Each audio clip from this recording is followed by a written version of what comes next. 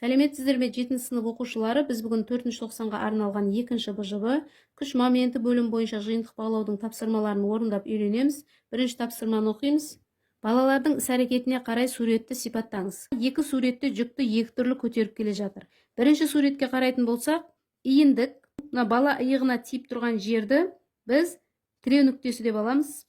Иіндіктің сол жағы және оң жағы деп қарастырамыз. Сол жағында баланың қолымен күш түсіріп тұрған жағын F1 деп аламыз. Баланың күш түсіріп тұрған нүктесінен тіреу нүктесіне дейінгі ара қашықтықты L1 деп аламыз. Бұл иіндіктің сол жағы. Енді оң жағына келеміз. Жүктің түсіріп тұрған күші ол F2 күш. Тіреу нүктесінен жүкке дейінгі ара қашықтықты L2 деп аламыз. Кішкене ара қашықтық. Екінші суретте де дәл солай тіреу нүктесі деп аламыз. Баланың түсіріп тұрған күшін F1 дейміз. Баланың түсіріп тұрған күшімен тіреу нүктесіне дейінгі ара қашықтықты L1 деп аламыз. Жүктің түсіріп тұрған күші F2 күш. Тіреу нүктесінен жүкке дейінгі ара қашықтықты L2 деп аламыз. Бұл жерде күш пен ара қашықтықтың көбейтіндісі күш моментін береді.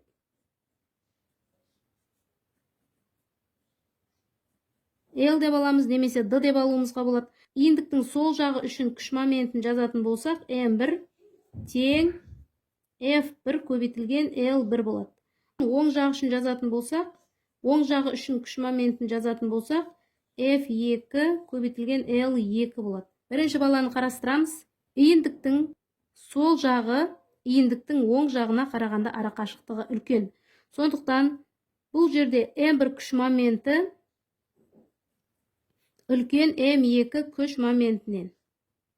Балаға қарайтын болсақ, бала аз күш жұмсайды.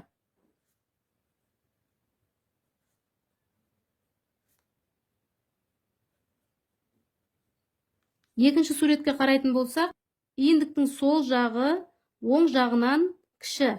Иіндіктің сол жағында күш моменті M1 кіші оң жағындағы күш моментінен. Бұл жерде балаға қарайтын болсақ, көп күш жұмсап жатқандығы көрініп тұр. Бала көп күш жұмсайды.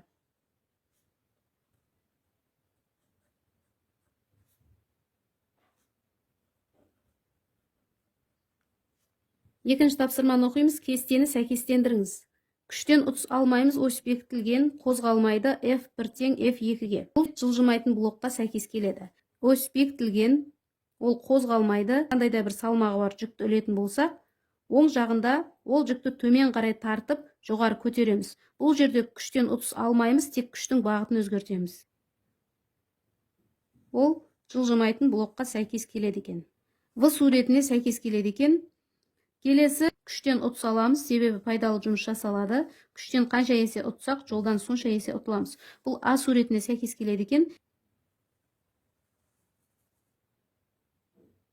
Өз жүкпен бірге қозғалады, күштен ұтыс аламыз. Себебі F2-нің F1-ге қатынасы 2-ге тең. Бұл жерде бұл жылжымалы блокқа сәйкес келеді. Жылжымалы блок күштен 2 есе ұтыс береді. Үшінші тапсырманы оқимыз. Иіндік ұштарына 2 ньютон және 8 ньютон күш әсер етеді. Иіндік ұзындығы 1 метр. Егер иіндік тепе-теңдікте болса, оның тіреу нүктесінің орналасуын анықтап, суретін сал. Берілгені бойынша жазып алдық. Иіндік ұштарына F1 2 ньютон және F2-міз 8 ньютон күштер әсер етеді екен. Иіндіктің ұзындығы 1 метр. Иіндіктің екі жағы тепе-теңдікте тұру үшін тіреу нүктесінің орнын анықтауымыз керек. Жалпы L, иіндіктің жалпы ұзындығы 1 метр. Біз L1-дің және L2-ні табуымыз керек. Бірінші тепе-теңдік шартын жазамыз. F1 L1 тең F2 L2. Осы жерде L бізге белгілі. Жалпы қосындысына L1 мен L2-нің қосындысына тең екен белгілі. Онда осы жерден біз L1-ді тауып алатын болсақ, L азайтылған L2 болады. Енді мына тепе-теңдік шарты бойынша L1-дің орнына осы мәнді қоямыз. F1 көбейтілген L минус L2 болады. Тең болады F2 L2-ге. Ақшаның ішімен көбейтіп шығамыз. F1 L минус F1 L2 болады. Тең F2 L2. F1 мен L-ді бір жаққа өткізіп алайық. F2 L2 плюс F1 L2 болады. Осы жерде екеуінде де L2 болғандықтан жақшаның сыртына шығарып жібереміз. Сонда F2 плюс F1 қалады. Онда осы формуладан біз L2-ні тауып аламыз.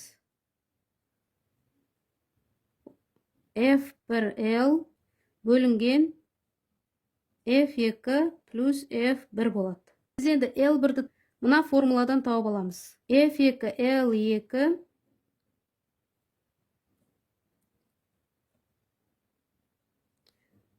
бөлінген F1 болады. L2 мен L1-дің формуласы шықты. Енді осы екі формула бойынша анықтаймыз. L2-ні тауып аламыз. F1 2 ньютон, көбейтілген L-іміз 1 метр, бөлінген F2-іміз 8 ньютон, қосылған F1-іміз 2 ньютон.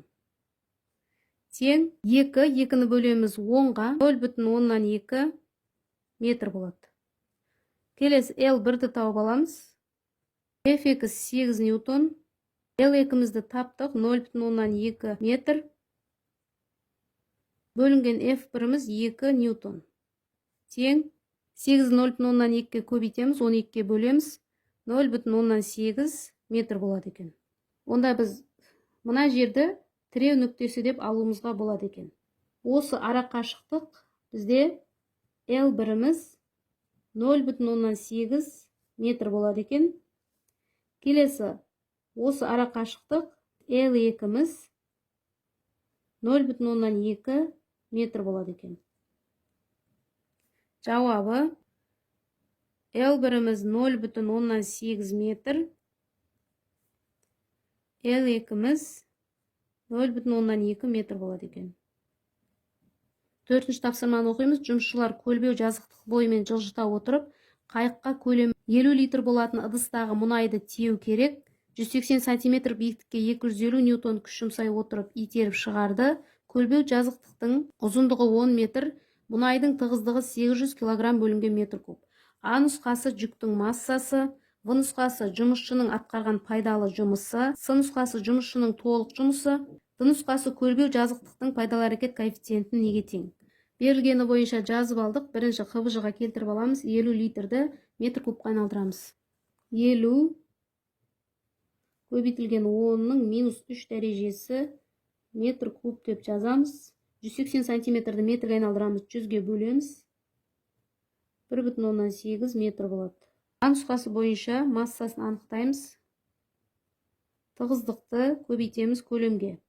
В нұсқасында пайдалы жұмысты табамыз. Оны mgh формуласымен шығарамыз. С нұсқасында толық жұмысты есептейміз. F-ті көбейтеміз L-ға. Д нұсқасында пайдалы әрекет коэффициентін табамыз. Пайдалы жұмысты бөлеміз толық жұмысқа. Көбейтеміз 100%. А нұсқасынан бастап есептейміз. Тығыздық 800 кг бөлінген метр куб. Көбейтеміз көлем 50. Көбейтілген 10-ның -3 дәрежесі метр куб. Тең 40 кг болады. В нұсқасында пайдалы жұмысты табамыз. Масса 40 кг болды.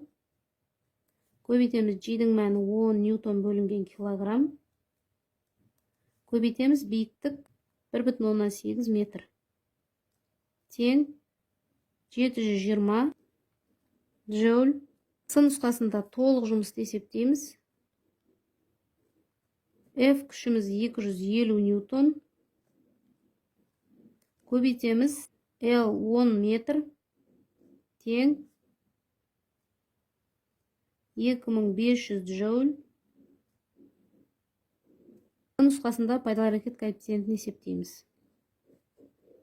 Пайдалы жұмыс 720. 720 джоуль бөлінген толық жұмыс 2500 джоуль. Көбейтеміз 100%.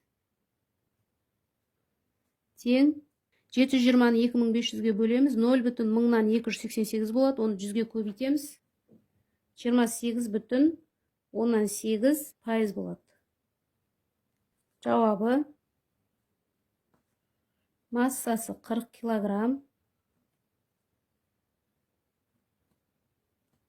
Пайдалы жұмыс 720 джоуль.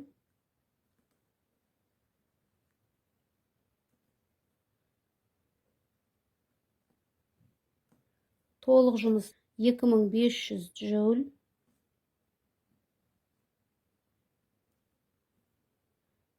Пайдалы әрекет коэффициенті 28,8%. Оқушылар, осымен бүгінгі БЖБ талдау сабағымыз аяқталды. Келесі сабақта кездескенше сау болыңыздар.